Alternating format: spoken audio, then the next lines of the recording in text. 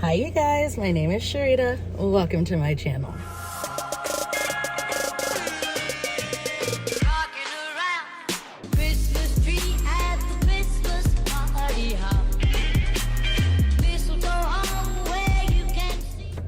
Alright, so I am leaving, work. I had to judge a competition this weekend, and the competition just happened to be right in my backyard.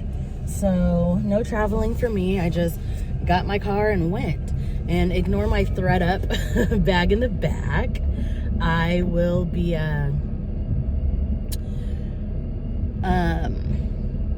dropping this off tomorrow at the oh bless her heart, tomorrow at the post office. So anyway, today I wanted to talk about, oh my gosh, and I don't know why I do this to myself. I didn't really want to talk about this, but I'm going to talk about it because of a video that I saw on Twitter. So you guys know the little terrorist boy who shot up the school. Oh, trigger warning, sorry, that's what this video is about.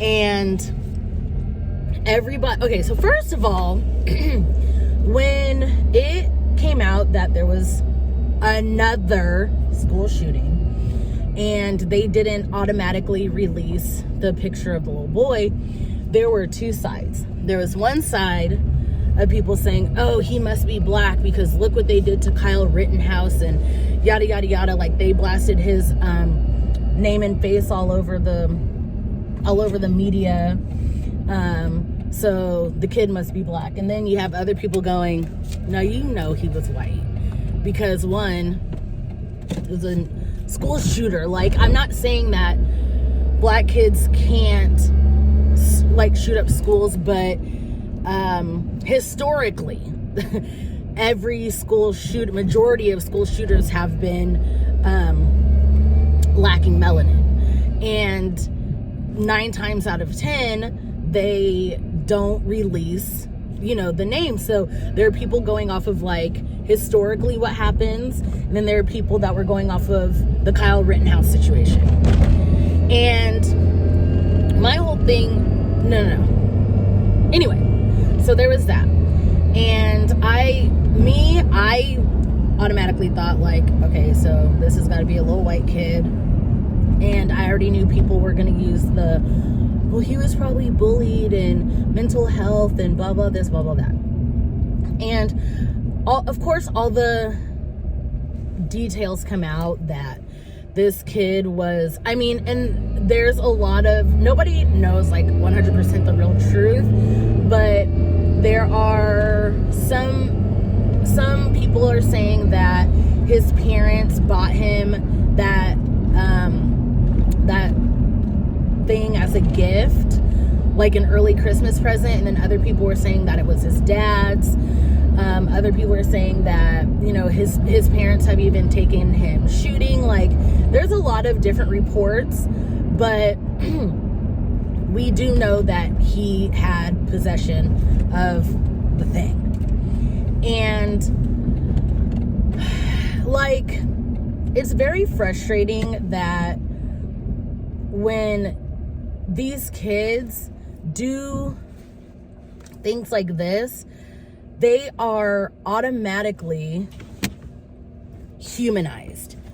And by humanized, I mean they show pictures of them as a young child, and even not just like school shooters, but just white criminals in general. Like, you know how when a man, you know, normally more specifically a white man will, you know, like unalive his whole family, and then they'll show like a picture of him and his family fishing, you know, them in their matching Christmas pajamas. Like, why are you showing these people like that? Show their mugshots. Because when Trayvon Martin, when he was unalived by that person, that thing, the first thing they showed was like him with a fake grill in his mouth, like posing, holding up a gang sign, and they're like, yeah, this is a thug that was shot up. Wait, I'm confused. They couldn't find a picture of Trayvon and his family in matching Christmas pajamas? No? Okay. So the first thing that they do is they humanize white people. They always humanize white people. And this video came across my Twitter. I will try to post it if I can. Look at the photos of Ethan Crumbley people on social media and some media outlets are using. He's now 15, and yet they chose this angelic-looking photo from about when he was 10. What is the purpose of this when there are several other photos like his mugshot that could have been shown instead? This same sort of tactic is used in reverse against Black perpetrators and even victims. Rather than use their school photo of them smiling and looking like good kids, they use the meanest looking, most aggressive photo they can find on social media to portray them as villains. They attempt to portray them as people who either obviously would commit the heinous crime they did or victims who deserved it. They do this to placate a certain bias and mindset that the audience already holds, and the same looks to be happening in this case. Showing Crumbley as this innocent-looking angelic white kid is intended to stoke fear and support a narrative that white people, no matter how nice they look, are domestic terrorists who we should all be afraid of. But it was this lady, and she was, I mean, when I tell you she was like speaking facts, I was like, yes, okay. She was talking about how, you know, when a Black criminal is caught, you know, they show you know, their mugshot, they show bad pictures of them, this, that, and the other, and you know, they always show, you know, why did they show a picture of whatever that little boy's name is, when he was just a 10-year-old child, and I was like, yes, okay, I hear you, I get what you're saying. She was, and then when I tell you, I have never been like whiplashed so hard. She said, it's because this proves that innocent people can be bad, or something stupid like that. Like, wait, what? So you're trying to tell me that they show the innocent pictures to prove a case that innocent looking people can do bad things? Like, I was so confused. Like, you hear the confusion in my voice. I'm still trying to figure out how she got to that. So what is she saying about when they show, you know, mugshots and thug pictures of Black criminals? I don't know. I have no words. But we do need to have that conversation because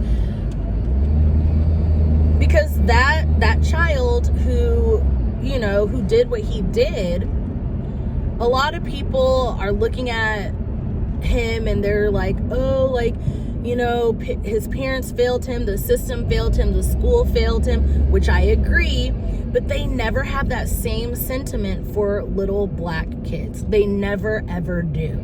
It's always like, oh, well, they knew better. How come little Black kids have to know better, but white kids are allowed to have mental health issues? And I say that, and not only the kid who did what he did was failed, but the kids who lost their lives were failed as well, because if you really look into what happened, if you really look into what happened, the child, he allegedly had like a disturbing drawing on his, like on a paper at school, and the teacher reported it. When the teacher reported it, they called the parents, you know, and the images and the words that he was using was basically like, everybody in the world is dead to me, like I have no feelings, blah, blah, blah. Like, it was literally a cry for help. And they brought the parents in, and number one, they didn't even check the kid's backpack to see if he had a weapon. And I bring that up because I think it was the day before he was caught Googling ammunition or something like that. So they one gave the kid a gift. Oh shit. Why are you breaking like that?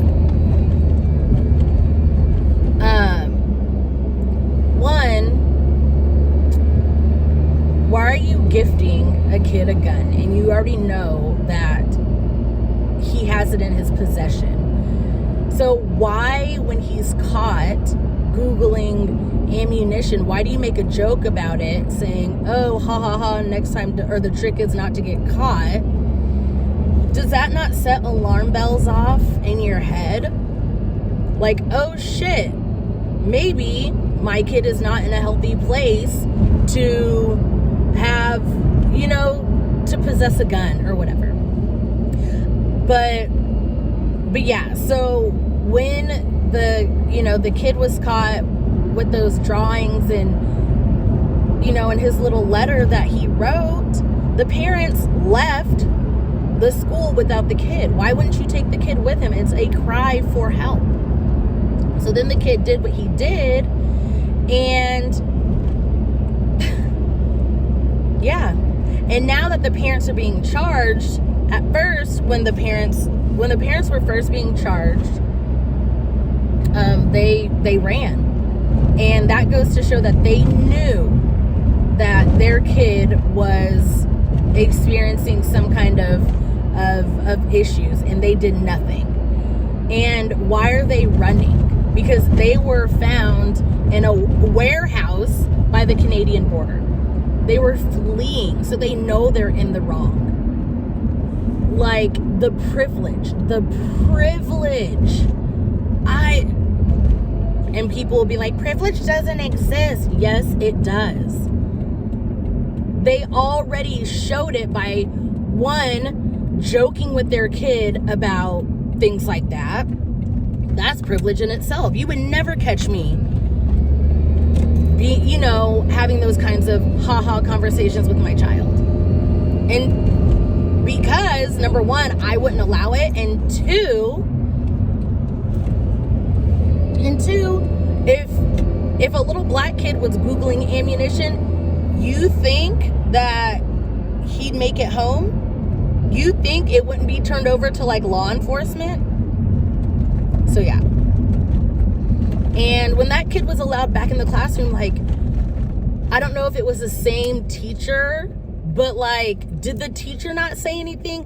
Why did the principal allow him to go back to the classroom? There's just so many questions.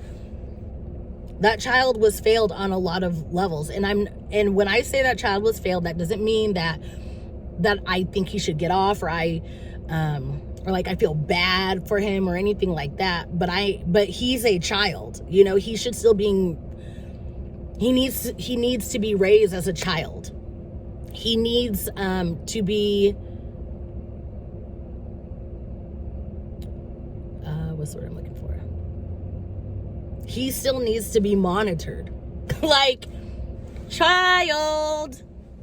He still needs to be parented. But it is what it is.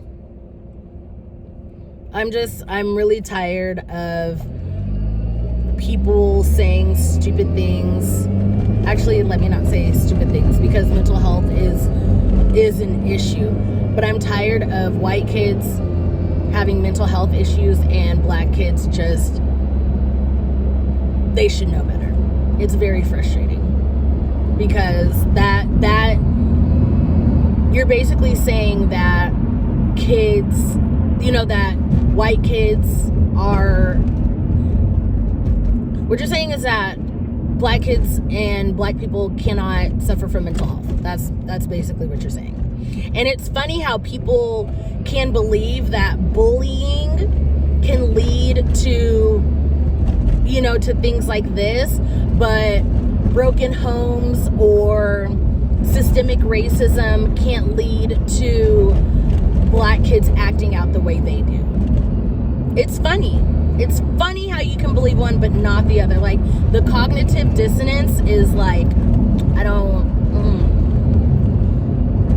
So you believe one, but not the other. So you believe that black people are just inherently bad people. That's what you're saying. You think that they are inherently bad because something had to happen to a white person for them to act out the way they do. So, whatever.